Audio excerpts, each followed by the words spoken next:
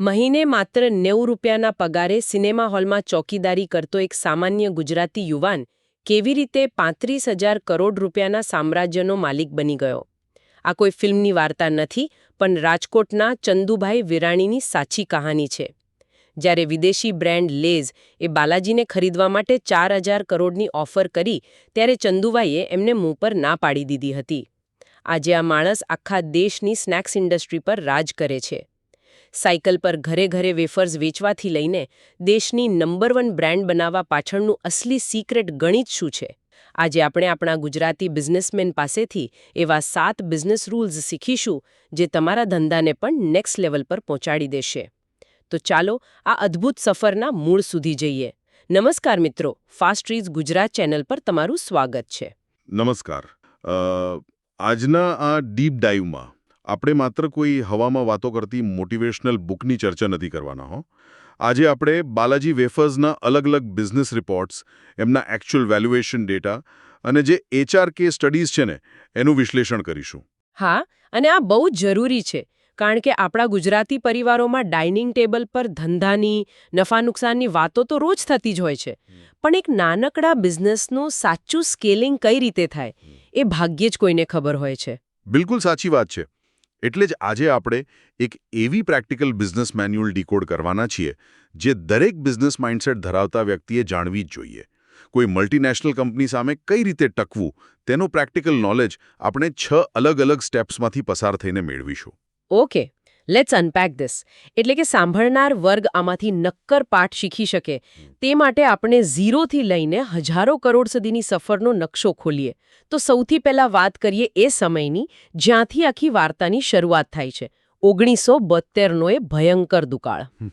હા, જામનગરના ધુંધરાજી ગામમાં ચંદુભાઈના પિતા પોપટભાઈની ખેતી સંપૂર્ણ નિષ્ફળ ગઈ.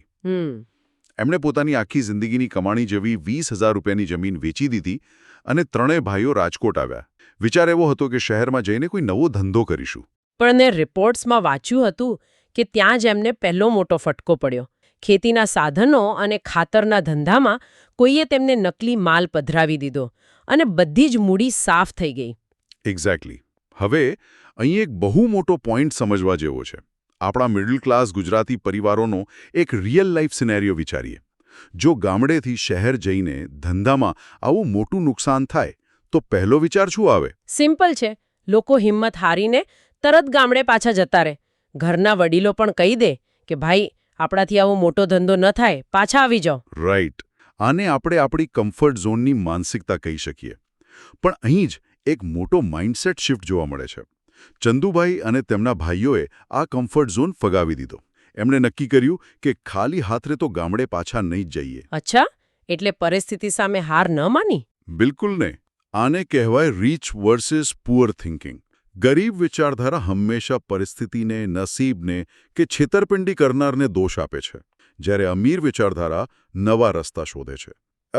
એમણે રાજકોટના એસ્ટ્રોન સિનેમામાં માત્ર 90 રૂપિયાના પગારે નોકરી સ્વીકારી લીધી. એક મિનિટ, 90 રૂપિયા? ખાલી 90 રૂપિયા? હા, માત્ર 90 રૂપિયા. અને કામ શું હતું ખબર છે? પોસ્ટર લગાવવા, ટિકિટ ચેક કરવી અને સિનેમાની સીટો સાફ કરવી. અરે બાપ રે! આજના જમાનામાં વિચારીએ કે તે વખતના જમાનામાં આ તો સાવ મજૂરી કહેવાય. હું તો વિચારતી હતી કે આજના યુવાનો જો એક ઇન્ટરવ્યૂમાં ફેલ થાય કે કોઈ જગ્યાએ તેમની લાયકાત કરતાં થોડો ઓછો પગાર મળે તો તરત ડિપ્રેશનમાં આવી જાય છે. સાચી વાત છે. તો પછી આ 90 રૂપિયાની નોકરી પાછળનું લોજિક શું હતું? કારણ કે ખાલી બેઠકો સાફ કરવાથી કોઈ અબજોપતિ થોડું બની જાય? વેલ, લોજિક બહુ સીધું હતું. ટકી રહેવું. એમણે એ કામ એટલી નિષ્ઠાથી કર્યું ને કે સિનેમાના માલિકે એમની ધગસ જોઈ. માલિક ખુશ થઈ ગયો અને એમને સિનેમાની કેન્ટીન ચલાવવાનો કોન્ટ્રાક્ટ આપી દીધો. ઓહો, એટલે એ નાના કામમાંથી આ મોટી તક મળી? હા, આ 90 રૂપિયાની નોકરીએ જ એમને એ જગ્યા પર પહોંચાડ્યા જ્યાંથી આખી ગેમ બદલવાની હતી. પણ કેન્ટીન ચલાવવી અને આખી બ્રાન્ડ બનાવવી એ બે બહુ અલગ વસ્તુ છે. અસલી ટ્વિસ્ટ તો અહીંથી શરૂ થાય છે. એ કઈ રીતે? કારણ કે સમાજમાં એક બહુ મોટી અફવા કે મિથ છે. લોકોને એવું લાગે છે કે મોટો ધંધો કરવો હોય તો કરોડોનું ફંડિંગ જોઈએ, મોટા રોકાણકારો જોઈએ અથવા તો કોઈ બહુ મોટી MBAની ડિગ્રી જોઈએ. હા, આજના સ્ટાર્ટઅપ કલ્ચરમાં તો લોકો બિઝનેસ શરૂ કરતા પહેલા પિચ ડેક બનાવીને ફંડિંગ જ શોધતા ફરે છે. જાણે ફંડિંગ વગર તો ધંધો થાય જ નહીં. એક્ઝેક્ટલી. પણ ડેટા અને વાસ્તવિકતા કંઈક અલગ જ કહે છે. 1982માં કેન્ટીન ચલાવતી વખતે ચંદુભાઈએ ગ્રાહકોને એક બહુ મોટી પેટર્ન નોટિસ કરી. એમણે જોયું કે પિક્ચરના ઇન્ટરવલની 15 મિનિટમાં સૌથી વધુ ડિમાન્ડ જો કોઈ વસ્તુની હોય તો એ વેફર્સની છે. બરાબર છે, ઇન્ટરવલમાં તો બધાને નાસ્તો જ જોઈતો હોય. હા, પણ જે સપ્લાયર વેફર આપતો હતો એ ટાઈમસર માલ નહોતો પહોંચાડતો, અને જે માલ આવતો એમાં અડધી વેફર તો ખરાબ કે બળેલી હોય. આ ગેપ જોઈને એમણે જાતે જ વેફર બનાવવાનું નક્કી કર્યું. પણ વેફર બનાવવાનું મશીન તો બહુ મોંઘું આવતું હશે ને એ જમાનામાં. આખી ફેક્ટરી નાખવા માટે લાખોનું ફંડિંગ ક્યાંથી લાવ્યા? એમની પાસે તો કોઈ બેંક બેલેન્સ હતું નહીં. કોઈ લાખોનું રોકાણ નહોતું કર્યું એમણે પોતાની બચતના માત્ર 10,000 રૂપિયા કાઢ્યા. તે સમયે બટાકા છોલવા અને કાપવાના મશીન ખરેખર બહુ મોંઘા આવતા હતા. તો પછી મશીન વગર કઈ રીતે કર્યું? એમણે ફ્રુગન ઇનોવેશન કર્યું. શુદ્ધ ગુજરાતી ભાષામાં કહીએ તો જુગાડ. એમણે માર્કેટમાંથી અલગ અલગ છૂટા પાર્ટ્સ લાવીને જાતે મહેનત કરીને માત્ર 5,000 રૂપિયામાં જ એક મશીન એસેમ્બલ કરી દીધું. ના હોય, માત્ર 5,000માં મશીન બનાવી દીધું? હા, અને બાકીના 5,000 રૂપિયાથી કાચો માલ લીધો. શરૂઆતમાં ઘરના જ રૂમમાં આખો પરિવાર ભેગો થઈને બટાકા છોલતો, વેફર તળતો અને જાતે જ મીણબત્તીથી પેકિંગ કરતો. અરે વાહ! પણ ખરી કસોટી તો હવે શરૂ થાય ને. જાતે મશીન તો બનાવી લીધું, પણ અસલી ચેલેન્જ તો એ હતી કે આ પ્રોડક્ટ લોકો સુધી પહોંચાડવી કઈ રીતે. બિલકુલ. માર્કેટિંગ અને ડિસ્ટ્રીબ્યુશન બહુ અઘરું હતું. હા, કારણ કે મેં રિપોર્ટ્સમાં વાંચ્યું છે કે જ્યારે આ વેફર લઈને ચંદુભાઈ સાયકલ પર રાજકોટના દુકાનદારો પાસે વેચવા જતા ત્યારે શરૂઆતમાં દુકાનદારોનો રિસ્પોન્સ બહુ ખરાબ હતો. બહુ જ ખરાબ. બાર ઊભો રહે એવા અપમાનો એમને સાંભળવા પડતા. આ પોઈન્ટ તો મિસ કરવા જેવો નથી જ. સાચી વાત છે. આપણા સમાજમાં ઘણા લોકો ધંધો એટલે નથી કરતા કારણ કે એમને લોકો શું કહેશે એનો ડર હોય છે. લોકોના ઈગો બહુ જલ્દી હર્ટ થઈ જાય છે. પણ ચંદુભાઈ આ અપમાન ઘડી ગયા. કેમ? અપમાન કોને ગમે? કારણ કે એમનું પૂરું ફોકસ પ્રોડક્ટની ક્વોલિટી અને ગ્રાહક પર હતું. એમને ખબર હતી કે જો પ્રોડક્ટમાં દમ હશે તો આ જ દુકાનદારો સામેથી માલ માંગશે. અને ખરેખર એવું જ થયું. એટલે ક્વોલિટી બોલી ગઈ. હા, ધીમે ધીમે ક્વોલિટીના કારણે માર્કેટમાં ડિમાન્ડ એટલી વધી ગઈ કે એમને માલ પહોંચાડવા સાયકલ પરથી રિક્ષા અને રિક્ષા પરથી ટેમ્પો લેવો પડ્યો. અદ્ભુત. ધીમે ધીમે ધંધો તો સેટ થવા લાગ્યો. પણ મિડલ ક્લાસ માણસ માટે ધંધામાં સૌથી મોટો ડર કયો હોય છે? લોન લેવાનો ડર.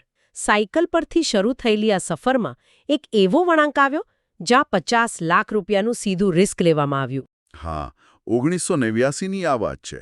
માર્કેટમાં ડિમાન્ડ ભયંકર હતી, પણ હાથેથી વેફર તળીને આખા રાજ્યમાં માલ પહોંચાડી શકાય તેમ નહોતું. રાઈટ. પ્રોડક્શન તો વધારવું પડે. એટલે ક્વોલિટી કંટ્રોલ કરવા અને પ્રોડક્શન વધારવા માટે ઓટોમેટિક મશીનરીની સખત જરૂર હતી. ત્યારે ચંદુભાઈએ હિંમત કરીને બેંકમાંથી 50 લાખ રૂપિયાની લોન લીધી અને સેમી ઓટોમેટિક પ્લાન્ટ નાખ્યો. અહીં સાંભળનાર વર્ગ માટે એક મિડલ ક્લાસ ભૂલ ખાસ સમજવા જેવી છે. આપણા પરિવારોમાં જ્યારે બેંકમાંથી લોન લેવાય છે ત્યારે મોટા ભાગે તે મોટું ઘર લેવા, મોટી કાર લેવા કે ભપકાદાર લગ્ન કરવા માટે હોય છે. બિલકુલ.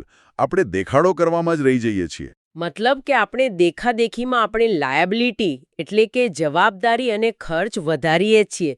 જ્યારે ચંદુભાઈએ 50 લાખની લોન લીધી તે એસેટ એટલે કે સંપત્તિ બનાવવા માટે લીધી, જે મશીનમાંથી ભવિષ્યમાં ડબલ કમાણી થઈ શકે. એક્ઝેક્ટલી. પણ અહીં જ બિઝનેસનો સૌથી મોટો ક્લાઇમેક્સ આવ્યો. જે થર્ડ પાર્ટી કંપની આ 50 લાખનો પ્લાન્ટ લગાવવા આવી હતી ને એ અડધું કામ કરીને પૈસા લઈને ભાગી ગઈ. હે? ભાગી ગઈ 50 લાખ રૂપિયા લઈને? હા, પ્લાન્ટ અધૂરો હતો અને ચાલુ થાય તેમ નહોતો. 50 લાખનું જંગી દેવું માથા પર હતું અને પ્રોડક્શન સાવ બંધ. જો કોઈ સામાન્ય માણસ હોય તો કદાચ સુસાઇડ કરવાનો કે નાદારી નોંધાવવાનો વિચાર આવી જાય. એક મિનિટ. 50 લાખ રૂપિયા ફસાઈ ગયા, કંપની ભાગી ગઈ. તો આ ભાઈઓ પાસે કોઈ મિકેનિકલ કે એન્જિનિયરિંગની ડિગ્રી તો હતી નહીં. તો પછી આ અધૂરો પ્લાન્ટ જાતે કઈ રીતે ચાલુ કરી દીધો? આ કોઈ જાદુ તો છે નહીં કે બટન દબાવ્યું ને મશીન ચાલુ? ભાઈઓએ જાતે મશીનનો એક એક પાર્ટ ખોલીને સમજવાનું શરૂ કર્યું. દિવસ રાત ફેક્ટરીમાં જ સૂતા, ટ્રાયલ એન્ડ એરર કરતા. મહિનાઓની કાળી મજૂરી પછી તેઓ જાતે જ પ્રેક્ટિકલ એન્જિનિયર બની ગયા અને આખો પ્લાન્ટ ચાલુ કરી દીધો. આ જ છે મુસીબતને તકમાં ફેરવવાની કળા. આ તો ખરેખર ઇન્સ્પાયરિંગ કહેવાય. અને મેં વાંચ્યું છે કે આ પ્લાન્ટ ચાલુ થયા પછી બાલાજીનું જે બિઝનેસ ઇકોનોમિક્સ સેટ થયું એ આજે પણ મોટી મેનેજમેન્ટ સંસ્થાઓમાં ભણાવવા જેવું છે. હા, એમનું વર્કિંગ કેપિટલ મોડેલ બહુ જ યુનિક છે. રાઈટ. રિપોર્ટ્સ મુજબ બાલાજીનું સૌથી મોટું સિક્રેટ છે એમની વર્કિંગ કેપિટલ એફિશિયન્સી અને એમનું કેશ કન્વર્ઝન સાયકલ માત્ર 9 દિવસનું છે. આ ખરેખર માન્યામાં ન આવે એવી વાત છે. જરા સાદી ભાષામાં સમજાવો ને, આ 9 દિવસનું ચક્ર એક્ઝેક્ટલી કામ કઈ રીતે કરે? બાકીની કંપનીઓને તો આમાં મહિનાઓ લાગી જાય છે. આ બહુ જ અગત્યનો પોઈન્ટ છે. જો કોઈ પણ ધંધામાં વર્કિંગ કેપિટલ એટલે તમારો જે રોકડ રૂપિયો માર્કેટમાં ફસાયેલો રહે છે તે. મોટાભાગની એફએમસીજી કંપનીઓ માર્કેટ કેપ્ચર કરવા માટે દુકાનદારોને 30 થી 90 દિવસની ઉધારી આપે છે. હા, માર્કેટમાં ઉધારી તો સામાન્ય છે. રાઈટ. મતલબ કે આજે બટાકા ખરીદ્યા, માલ બનાવ્યો, વેચ્યો, પણ પૈસા 3 મહિના પછી આવશે. આમાં કેશફ્લો તૂટી જાય. પણ Balaji cache and carry model પર ચાલે છે. એમનો સીધો નિયમ છે રોકડા આપો ને માલ લો, ઉધારી બિલકુલ નહીં. રોકડેથી જ ધંધો. હા, મતલબ કે કંપની આજે બટાકા ખરીદવા પૈસા વાપરે છે તો એ બટાકાની વેફર બનીને માર્કેટમાં વેચાઈને માત્ર 9 દિવસમાં એ રોકડા પૈસા કંપનીના બેંક એકાઉન્ટમાં પાછા આવી જાય છે. પણ એક સવાલ થાય, જો બાલાજી ઉધારી ન આપે તો દુકાનદારો કે ડીલર્સ એમનો માલ લે જ કેમ? આપણા માર્કેટમાં તો ઉધારી વગર કોઈ વેપારી ધંધો જ નથી કરતો. અને આ જ એમની માસ્ટર સ્ટ્રોક સ્ટ્રેટેજી છે, જેને કોસ્ટ લીડરશિપ કહેવાય. ચંદુભાઈ સમજી ગયા હતા કે ભારતીય ગ્રાહકને હંમેશા વેલ્યુ ફોર મની જોઈએ છે. હા, આપણા ગુજરાતીઓને તો ખાસ. એક્ઝેક્ટલી. એટલે એમણે હરીફ કંપનીઓ કરતાં પેકેટમાં 20 થી 30% વધુ વજન આપવાનું શરૂ કર્યું.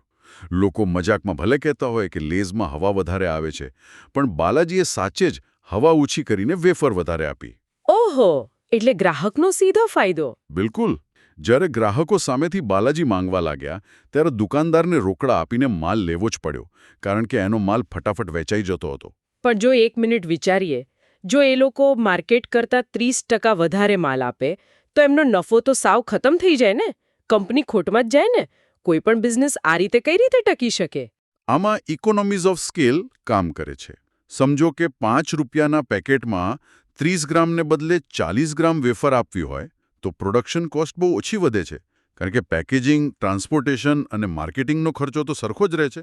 અચ્છા, એટલે ફિક્સ્ડ ખર્ચો એ જ રહ્યો. હા, અને બટાકા એટલા મોંઘા નથી હોતા. એમણે થોડું માર્જિન ઓછું રાખ્યું, પણ વોલ્યુમ એટલું બધું વધી ગયું કે કંપનીને જંગી નફો થવા લાગ્યો. દુકાનદારનો માલ જલ્દી વેચાય એટલે એનું રોકાણ પણ તરત છૂટું થઈ જાય. આ તો એક વિન વિન સિચ્યુએશન થઈ ગઈ. હા, અને આ જ કારણ છે કે આજે કંપની પર કોઈ મોટું દેવું નથી, કારણ કે એમનો કેશ ફ્લો જેટલો મજબૂત છે કે બહારથી પૈસા લાવવા જ નથી પડતા. આ બધું જ ગણિત બરાબર. પણ બિઝનેસમાં લોકો કહે છે ને કે ગળા કાપ હરીફાઈ હોવી જોઈએ, દુશ્મન પડે તો એને કચડી નાખવું જોઈએ. પણ જ્યારે હરીફ કંપનીની આખી ફેક્ટરી સળગી ગઈ ત્યારે ચંદુભાઈએ જે કર્યું તે સાંભળીને કદાચ કોઈને ભરોસો નહીં આવે. હા, આ ઘટના બહુ ઓછી જાણીતી છે. તો ચાલો સમજીએ પુસ્તકમાંથી મળતો એક છુપાયેલો પાઠ. બરાબર. સોર્સ ડેટામાંથી એક બહુ શોકિંગ સત્ય સામે આવે છે. હલ્દીરામ કંપની, જે સ્નેક્સ માર્કેટમાં બાલાજીની બહુ મોટી હરીફ છે, તેની નોઈડા ફેક્ટરીમાં એકવાર ભયંકર આગ લાગી. એમનો આખો પ્લાન્ટ બળીને ખાખ થઈ ગયો. જો સામાન્ય વ્યાપારી હોય તો ખુશ થઈ જાય કે હાશ, મારો સૌથી મોટો કોમ્પિટિટર ખતમ થયો, રસ્તો સાફ થઈ ગયો, હવે હું મારું માર્કેટ વધારીશ. પણ ચંદુબાઈએ એવું બિલકુલ ન કર્યું. એમણે હલ્દીરામના માલિકોને સામેથી ફોન કર્યો અને કહ્યું કે તમે બિલકુલ ચિંતા ન કરો. જ્યાં સુધી તમારો નવો પ્લાન્ટ ફરીથી ઊભો ન થાય ત્યાં સુધી અમે અમારા પ્લાન્ટમાં તમારા નામનો, તમારા ફોર્મ્યુલા મુજબનો માલ બનાવી આપીશું. શું વાત કરો છો? પોતાના દુશ્મન માટે માલ બનાવ્યો? હા, અને સતત 2 વર્ષ સુધી બાલાજીએ પોતાના હરીફ હલ્દીરામ માટે માલ બનાવ્યો. ખરેખર? પણ આવું કેમ? આમાં બિઝનેસ લોજિક શું છે? કોઈ પોતાનું માર્કેટ કેમ જતું કરે? આને કહેવાય સાચી ઇન્સાનિયત અને બિઝનેસમાં કર્મનો સિદ્ધાંત. જો હલ્દીરામ માર્કેટમાંથી ગાયબ થઈ જાત તો કોઈ મોટી વિદેશી કંપની એ જગ્યા લઈ લેત. હલ્દીરામને મદદ કરીને એમણે ઇન્ડિયન ઇકોસિસ્ટમ બચાવ્યું. ઓહો, એટલે વિદેશી બ્રાન્ડ્સને રોકવા માટે આ જરૂરી હતું? બિલકુલ. આ જ કારણ છે કે આજે ઇન્ડસ્ટ્રીમાં કોઈ બાલાજીને પોતાનો દુશ્મન નથી માનતું. શું વાત છે! અને આવો જ બીજો એક જબરદસ્ત પાઠ એમની HR સ્ટ્રેટેજી, એટલે કે માણસોને અને કર્મચારીઓને સાચવવાની રીતમાંથી મળે છે. 2018ના એક કેસ સ્ટડી મુજબ બાનાજીએ જ્યારે નેશનલ લેવલ પર પહોંચવાનું વિચાર્યું ત્યારે એમણે બહુ મોટી મેનેજમેન્ટ કોલેજો એટલે કે બી સ્કૂલ્સમાંથી લાખોના પેકેજ આપીને હાઈ પ્રોફાઇલ સેલ્સમેન અને મેનેજરો રાખ્યા હતા. હા, પણ એ આખો પ્રયોગ નિષ્ફળ ગયો. કેમ? મોટી કોલેજના ભણેલા લોકો તો વધુ સારી સ્ટ્રેટેજી બનાવી શકે ને. એમની પાસે તો ડેટા ને પ્રેઝન્ટેશન સ્કિલ્સ હોય. મને તો એવું લાગે કે એમણે ધંધો વધાર્યો હશે. વાત સાચી છે, પણ એ સૂટ બૂટવાળા મેનેજરો પાસે સૌથી અગત્યની વસ્તુ નહોતી લોકલ માર્કેટનું કનેક્ટ. હા, એ લોકો અંગ્રેજીમાં પ્રેઝન્ટેશન આપતા, જ્યારે માર્કેટમાં ગામડાના દુકાનદારો સાથે કાઠિયાવાડી કે લોકલ ભાષામાં સંબંધ બાંધવાનો હોય. રાઈટ. ગામડામાં અંગ્રેજી ના ચાલે. એક્ઝેક્ટલી. એમના એટીટ્યૂડમાં થોડો અહંકાર હતો, જે આપણા નાના વેપારીઓને ગમતો નહીં. એ ગ્રાઉન્ડ લેવલની રિયાલિટી નહોતા સમજી શકતા. એટલે કંપનીએ તરત જ પોતાની ભૂલ સુધારી અને પાછો પોતાનો જૂનો ફોર્મ્યુલા અપનાવ્યો. અને એ ફોર્મ્યુલા એટલો યુનિક છે કે એમના ત્યાં કોઈ સેલ્સમેનને ટાર્ગેટ નથી અપાતા. વિચારો, આજના કોર્પોરેટ કલ્ચરમાં જ્યાં રોજ સવારે ટાર્ગેટનું પ્રેશર હોય છે, ત્યાં ટાર્ગેટ વગરની કોઈ કંપની જોઈ છે?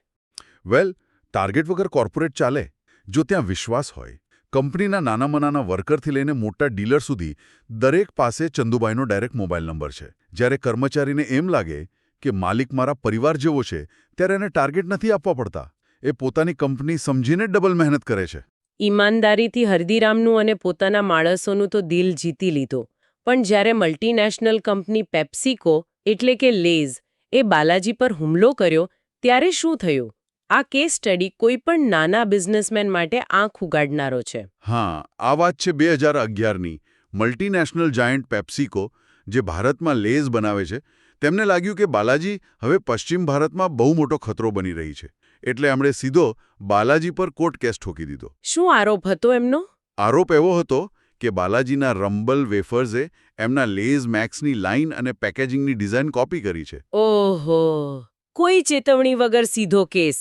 એ સમયે તો ન્યૂઝપેપર્સમાં પણ બહુ આવ્યું હતું.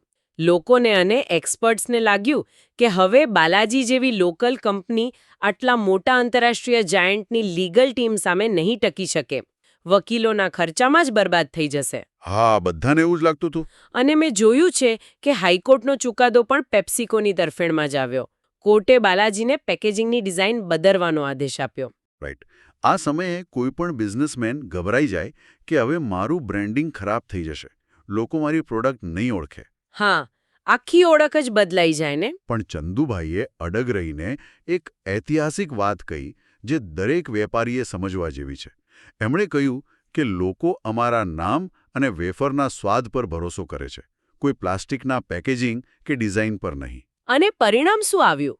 ડિઝાઇન રાતોરાત બદલ્યા પછી પણ બાલાજીનો ગ્રોથ 20થી 25% સ્પીડે વધતો જ રહ્યો, જ્યારે લેઝનો માર્કેટ શેર ગુજરાત અને પશ્ચિમ ભારતમાં સતત ઘટતો ગયો. મલ્ટીનેશનલ કંપની પણ આ લોકલ બ્રાન્ડને હરાવી ન શકી. આમાંથી એક બહુ મોટી સ્ટ્રેટેજી શીખવા મળે છે, જેને બિઝનેસની ભાષામાં ફોર્ટ્રેસ સ્ટ્રેટેજી એટલે કે કિલ્લાની સ્ટ્રેટેજી કહેવાય છે. આ ફોર્ટ્રેસ સ્ટ્રેટેજી શું છે? જરા ડિટેલમાં સમજીએ. આપણા સાંભળનાર વર્ગને આ બહુ કામ લાગશે. જો દેખાદેખીમાં આજકાલના નવા સ્ટાર્ટઅપ્સ શું ભૂલ કરે છે? થોડું ફંડિંગ મળે એટલે રાતોરાત આખા ઇન્ડિયામાં ફેલાઈ જવાની ઉતાવળ કરે છે. દિલ્હી, બેંગ્લોર, મુંબઈ બધે ઓફિસો ખોલી નાખે. માર્કેટિંગમાં કરોડો ફૂંકી મારે. હા, બ્રાન્ડિંગના નામે બહુ પૈસા બગાડે છે. પરિણામે કેશ ફ્લો તૂટી જાય છે અને 2 વર્ષમાં કંપનીઓ બંધ થઈ જાય છે. બાલાજીએ આવું ક્યારેય ન કર્યું. એમણે સૌથી પહેલાં માત્ર ગુજરાત પર ફોકસ કર્યું. વર્ષો સુધી ગુજરાતના ખૂણે ખૂણે પહોંચીને 70% માર્કેટ કેપ્ચર કરી લીધું અને એક મજબૂત કિલ્લો એટલે કે ફોર્ટ્રેસ બનાવ્યો. અચ્છા, એટલે પાયો મજબૂત કર્યો. બિલકુલ. જ્યારે એમની જમીન એકદમ મજબૂત થઈ ગઈ, ડિસ્ટ્રીબ્યુશન નેટવર્ક સેટ થઈ ગયું, પછી જ એમણે ધીમે ધીમે મહારાષ્ટ્ર, રાજસ્થાન અને એમપી તરફ ડગલા માંડ્યા. મતલબ કે સીધો અર્થ એ કે પહેલા પોતાના લોકલ માર્કેટના રાજા બનો, તમારી કોર પ્રોડક્ટ પર ફોકસ કરો, લોકોના ભરોસા પર ફોકસ કરો, બાકી બધું આપોઆપ આવી જશે. બિલકુલ. અને આ જ ધીરજ, ક્વોલિટી અને પ્રોસેસનું રિઝલ્ટ છે કે આજે જનરલ એટલાન્ટિક નામની એક બહુ મોટી ગ્લોબલ પ્રાઇવેટ ઇક્વિટી ફર્મે બાલાજી વેફર્સમાં માત્ર 7% હિસ્સા માટે 2500 કરોડ રૂપિયાનું ઇન્વેસ્ટમેન્ટ કર્યું છે. બાપ રે, 2500 કરોડ? હા, આ ડીલ પ્રમાણે કંપનીનું ટોટલ વેલ્યુએશન 35,000 કરોડ રૂપિયા જેટલું થાય છે. 35,000 કરોડ. ₹90 પગારથી શરૂ થયેલી સફર અહીં પહોંચી. પણ હવે પ્રશ્ન એ થાય છે કે આજના ડીપ ડાઇવમાંથી સાંભળનાર વર્ગ પોતાની લાઈફમાં અને પોતાના નાના ધંધામાં આજથી શું અમલ કરી શકે? સોર્સિસના આધારે 3 પ્રેક્ટિકલ સ્ટેપ્સ સીધા અમલમાં મૂકી શકાય એવા છે. પહેલું છે તમારા ધંધામાં કોસ્ટ લીડરશીપ લાવો. મતલબ કે ખર્ચો એવી જગ્યાએથી બચાવો જ્યાં ગ્રાહકને કોઈ ફરક ન પડતો હોય, જેમ કે ફાલતુ માર્કેટિંગ કે મોંઘી ઓફિસો. બરાબર છે.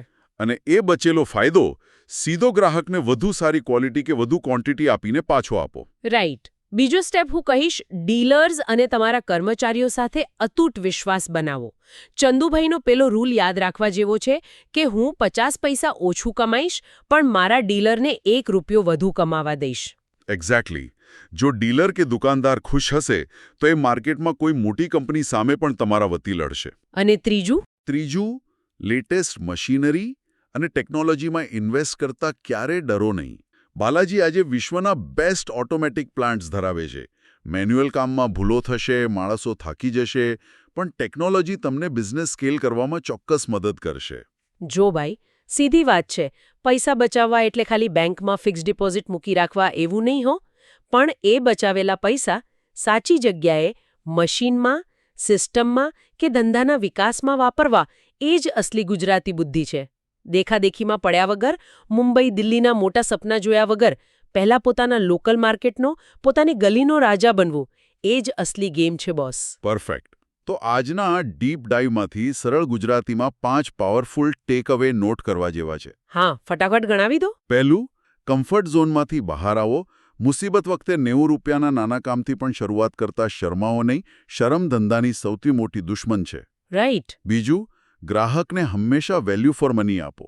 જો તમે ગ્રાહકને ફાયદો કરાવશો તો ગ્રાહક સામે ચાલીને તમને મોટો બનાવશે. બિલકુલ. ત્રીજું, ધંધામાં રોકડનો પ્રવાહ એટલે કે કેશ ફ્લો અને ડીલર્સનો વિશ્વાસ એ જ તમારી સાચી મૂડી છે.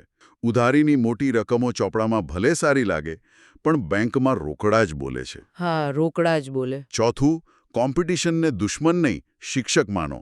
જેમ બાલાજીએ હલ્દીરામને મુસીબતમાં મદદ કરી તેમ સહકારની ભાવનાથી બ્રાન્ડ વેલ્યુ હંમેશા વધે છે. અને પાંચમું, ગમે તેટલા મોટા થાવ પણ મૂળ અને સંસ્કારો ક્યારેય ભૂલશો નહીં.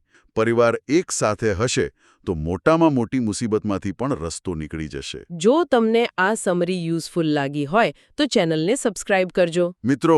મિત્રો, બાલાજી વેફર્સે પેપ્સિકો અને લેઝ જેવી મલ્ટીનેશનલ કંપનીઓને ભારતીય માર્કેટમાં ધૂળ ચાટતી કરી દીધી. પણ શું તમને ખબર છે કે ચંદુભાઈ વિરાણીએ અજાણતા જ એક એવો વૈશ્વિક સિક્રેટ ફોર્મ્યુલા વાપર્યો હતો જે માર્કેટિંગની દુનિયામાં બ્લુ ઓશન સ્ટ્રેટેજી તરીકે ઓળખાય છે?